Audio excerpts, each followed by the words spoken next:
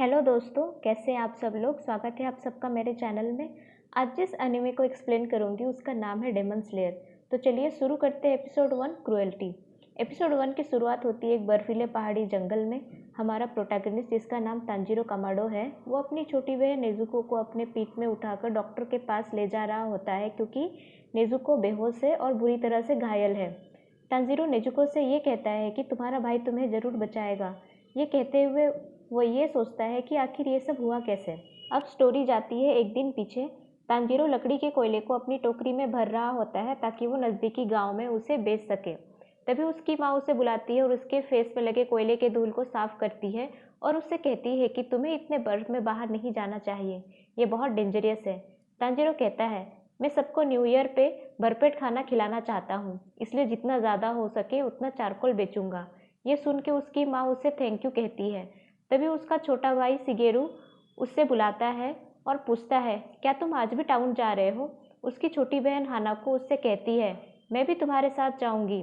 लेकिन उनकी माँ उन्हें मना करती है और कहती है, तुम तांजीरो जितना फास्ट नहीं चल सकते क्योंकि आज वो कार्ट यूज़ नहीं कर सकता, वो तुम्हें राइड भी नहीं दे सकता अगर तुम थक जाओगे तो।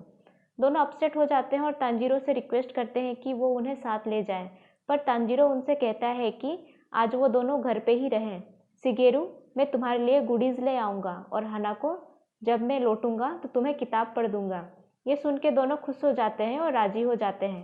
तांजीरो अपने एक और भाई ताकियो से कहता है कि क्या तुम जितना लकड़ी हो सके उतना काट दोगे। ताकियो हाँ कहता है पर मुंह फुला लेता है और कहता है, मैं होप कर रहा था कि हम दोनों साथ में लकड़ी काटते। तांजीरो उसके सर को सहलाने लगता है जिससे ताकियो ब्लश करने लगता है। ये देख के शिगेरू उसे चिढ़ाने लगता है और सब हंसने लगते हैं। उसके बाद तांजीरो टाउन के तरफ निकल पड़ता है। घर से थोड़ी दूर उसे उसकी छोटी बहन नेजुको मिलती है। नेजुको के पीठ में रोकुता, जो 6 भाई बहन में से सबसे छोटा है, वो सो रहा होता है। नेजुको कहती है, मैं रोकुता को सुला रही थी क्योंकि अगर वो तुम्हें जाते हुए देखता तो बहुत रोता।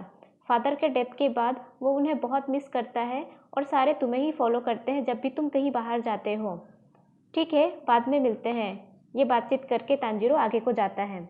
रास्ते में चलते वक्त तांजीरो सोचता है, हमारी लाइफ इजी नहीं है पर हम सब बहुत खुश हैं।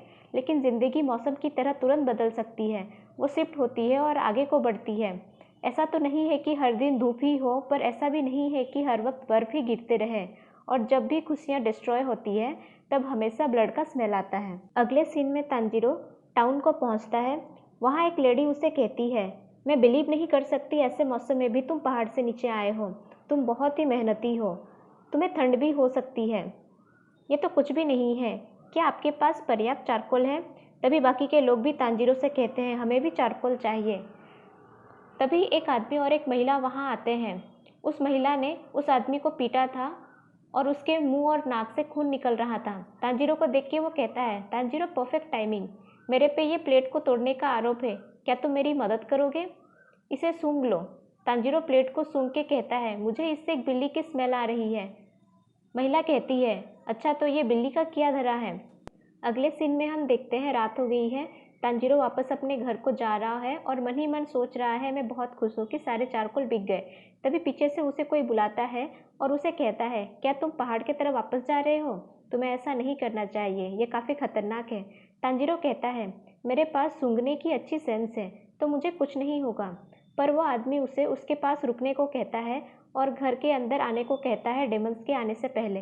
तांजीरो राजी हो जाता है। वो आदमी का नाम साबोरू है और वो छाता बनाने का काम करता है। वो तांजीरो को खाना देता है। खाना खाने के बाद तांजीरो उसे पूछता है, ग्रैंडपा साबोरू, डेमंस कैसे होते हैं। इंसानों को खाने वाले डेमंस इस दुनिया में हमेशा से घूमते आए हैं जब भी रात हो जाती है, इसलिए तुम्हें कभी भी रात में नहीं घूमना चाहिए। अगर तुमने खाना खा लिया तो सो जाओ, सुबह होते ही घर को चले जाना। तांजीरो फिर पूछता है, क्या डेमंस घर के अंदर भी आ सकते हैं। साबोरू कहता है, हाँ वो आ सकते हैं। अगर ऐसा है तो फिर तो सारे लोग डेमंस के शिकार बन जाएंगे। नहीं, इसलिए ही तो डेमन स्लेयर्स होते हैं जो हमें सारे डेमन से प्रोटेक्ट करते आ रहे हैं काफ़ी टाइम से। मैं लाइट बंद कर रहा हूँ, अब तुम सो जाओ। तांजीरो अपनी आंखें बंद कर लेता है और सोचने लगता है। बूढ़ा साबोरू अकेले रहता है जब से उसकी पूरी फैमिली की डेथ हो गई है, इसलिए शायद वो लोनली है। अगली बार मैं अपने भाई बहनों को साथ ले आऊँगा और उनसे कहूँगा कि डेमन जैसे कुछ नहीं होते और वो सेफ़ है। लेकिन जब मेरी दादी जिंदा थी वो भी मुझे ऐसे ही डेमन्स के बारे में बताया करती थी। अगली सुबह तांजीरो घर की तरफ निकल पड़ता है। जब वो घर के पास पहुंचता है तो उसे ब्लड का स्मेल आता है। वो दौड़ते हुए घर को पहुंचता है और देखता है घर के बाहर नेजुको और ओकुता खून में लथपथ पड़े हुए हैं। उसे कुछ समझ नहीं आता। नेजुको, क्या हुआ? क्या चल रहा है यहाँ? आखिर यहाँ हुआ क्या? और फिर वो घर के अंदर देखता है उसकी माँ और उसके बाकी के भाई बहन की बुरी तरह से मौत हो गई होती है। ये सब देख के वो शॉक हो जाता है। अगले सीन में हम देखते हैं तांजीरो नेजुको को पीठ में उठाकर टाउन की तरफ भाग रहा होता है। नेजुको अभी भी जिंदा है। अगर मैं उसे डॉक्टर के पास ले जाऊंगा तो ये बच सकती है। ये सब हुआ कैसे? क्या किसी भालू ने ये सब किया जो हाइबरनेट नहीं कर पाया? तभी नेजुको को होश आता है और वो कोई जानवर के जैसे गुर्राने लगती है। उसके दांत भी नुकीले हो जाते हैं। तांजीरो का पैर फिसलता है और वो नीचे खाई में गिर जाता है। जमीन में गिरे बर्फ की वजह से वो बच जाता है। वो उठ के बैठ जाता है और नेजुको को ढूंढता है और देखता है नेजुको दूर खड़ी है। नेजुको, क्या तुम ठीक हो? तुम्हें चलने की ज़रूरत नहीं, मैं तुम्हें उठाकर ले जाऊंगा। पर नेजुको, जो कि एक डेमन बन गई है, वो उसे अटैक करने लगती है। तांजीरो अपनी कुल्हाड़ी से नेजुको का मुंह बंद कर देता है। डेमन बनने के बाद नेजुको फिजिकली बहुत स्ट्रांग हो जाती है। वो अपना साइज़ भी बड़ा कर सकती है और तांजीरो को ओवर पावर करने लगती है। तांजीरो को साबुरो की बातें याद आती है। क्या नेजुको सच में इंसानों को खाने वाली डेमन बन गई है? नहीं, नेजुको एक इंसान है जब से उसका जन्म हुआ था। लेकिन अब उसका वो सेंट नहीं है जो पहले नेजुको का था। लेकिन वो सब नेजुको ने नहीं किया। वो जिस तरह से पड़ी थी मानो कि वो रोकुता को प्रोटेक्ट कर रही है और उसके मुंह में और हाथों में भी कोई ब्लड नहीं था। वहाँ एक और अननोन सेंट भी था। जब मैं पीसफुली साबुरो के यहाँ सो रहा था तब सबका इतनी बुरी तरह से मर्डर हो गया। मुझे माफ़ करो, मैं तुम्हें बचा नहीं पाया। ये सब सोचते सोचते तांजीरो रोने लगता है। नेजुको, हार मत मानो, तुम कर सकती हो। तुम डेमन नहीं बन सकती, तुम्हें स्ट्रांग रहना होगा। ये सुनने के बाद नेजुको भी रोने लगती है। तभी एक आदमी भागता हुआ वहाँ आता है। उसके हाथ में एक तलवार होती है और वो नेजुको पर अटैक करने ही वाला होता है कि तांजीरो नेजुको को पकड़ के डॉज करता है और दोनों लुढ़कते हुए दूर एक पेड़ से टकराते हैं। नेजुको वापस अपने नॉर्मल साइज में आ जाती है। कौन है ये? तांजीरो उसे देख के सोचता है। तलवार? तलवार पर डिस्ट्रॉय डेमन्स लिखा हुआ होता है। वो आदमी पूछता है, तुम क्यों इसे प्रोटेक्ट कर रहे हो? ये मेरी छोटी बहन है। तुम इस चीज़ को अपनी बहन कह रहे हो? ये कहकर वो आदमी उनके तरफ बहुत स्पीड में आता है और नेजुको को पकड़ लेता है। हिलना मत, मेरा काम है डेमन्स को मारना। मैं तुम्हारी बहन को भी मार दूंगा। नहीं, तुम ऐसा नहीं कर सकते। नेजुको ने किसी को नहीं मारा। मेरे घर पे एक और सेंट था जो मैंने पहले कभी नहीं स्मेल किया था। शायद उसी ने ही सबको मारा है। मुझे नहीं पता कि वो कैसे ऐसी बन गई। इस पर वो आदमी ये कहता है कि सिंपल है, उसके जख्म से डेमन ब्लड उसके अंदर चला गया जिससे वो डेमन बन गई। इसी तरह से इंसानों को खाने वाले डेमन्स की तादाद बढ़ती है। ये सुन के तांजीरो कहता है, नेजुको कभी किसी इंसान को नहीं खाएगी। ये सुन के वो आदमी कहता है, मजाक मत करो, अभी अभी वो तुम्हें खाने वाली थी। नहीं, ऐसा नहीं है। मैं श्योर हूँ कि उसे पता है मैं कौन हूँ। मैं उसे किसी को हर्ट नहीं करने दूंगा। मैं उसे वापस इंसान बनाऊंगा। ये सुनकर वो आदमी कहता है, ये हिल नहीं हो सकती। जो डेमन बन जाते हैं वो वापस इंसान नहीं बन सकते। पर तांजीरो उसे रिक्वेस्ट करता है कि वो नेजुको को ना मारे, पर वो आदमी उसकी बातों को इग्नोर करता है और अपना तलवार उठाता है। मैं और फैमिली मेम्बर्स नहीं खो सकता, प्लीज़ मेरी छोटी बहन को मत मारो। तांजीरो रोते हुए उससे रिक्वेस्ट करता है। ये देख के उस आदमी को बहुत गुस्सा आता है और वो कहता है, कभी किसी को चांस मत दो तुम्हें मारने का। ये रोना धोना बंद करो। अगर रोने से कुछ होता तो तुम्हारी फैमिली जिंदा होती। तुम्हारे जैसा कमज़ोर इंसान जो इनिशिएटिव नहीं ले सकता ऐसे सिचुएशन में, क्या अपनी बहन को ठीक कर पाएगा? कमज़ोर के पास कोई हक और चॉइस नहीं है। उनकी किस्मत में ताकतवर से कुचल जाना ही लिखा है। शायद डेमन्स को पता होगा कि तुम्हारी बहन कैसे ठीक हो सकती है, पर यह मत सोचना कि कोई डेमन तुम्हारी विशेष की रेस्पेक्ट करेगा। मैं भी तुम्हारी रेस्पेक्ट नहीं करता। ये सब कहकर वो तांजीरो को समझाता है और साथ ही उसे भड़काता भी है ताकि तांजीरो को समझ आए कि वो अब किस सिचुएशन में है। तांजीरो को रोते हुए देख वो ये सोचता है कि मुझे पता है तुम तकलीफ़ में हो, पर अब ये सब चीज़ों का टाइम नहीं है। अगर मैं आधा दिन जल्दी पहुंचता तो शायद तुम्हारी फैमिली ज़िंदा होती। टाइम को हम पीछे नहीं मोड़ सकते।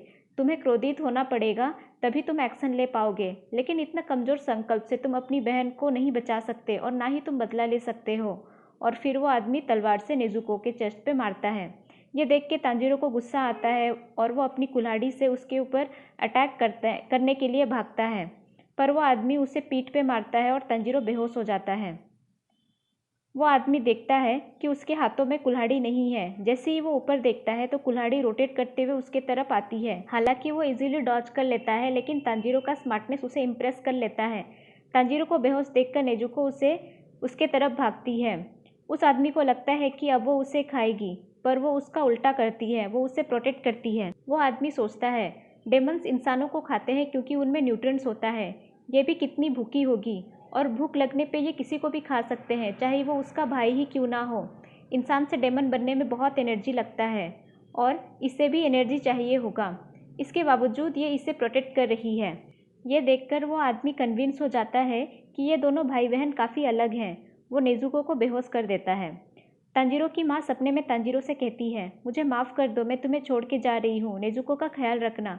तभी उसकी आंख खुलती है और नेजुको उसके पास बेहोश पड़ी हुई होती है और उसके मुंह में बांस का लकड़ी बंधा हुआ होता है। वो आदमी उससे कहता है कि वो ठीक है, बस बेहोश है। तुम दोनों माउंट सागिरी की तरफ जाओ और माउंट सागिरी के नीचे तुम्हें साकुंजी उरोकोदाकी नाम का एक बूढ़ा आदमी मिलेगा। उनसे कहना यू तोमियोका ने तुम्हें भेजा है। अपनी बहन को धूप से दूर रखना। ये कहकर वो वहाँ से चला जाता है।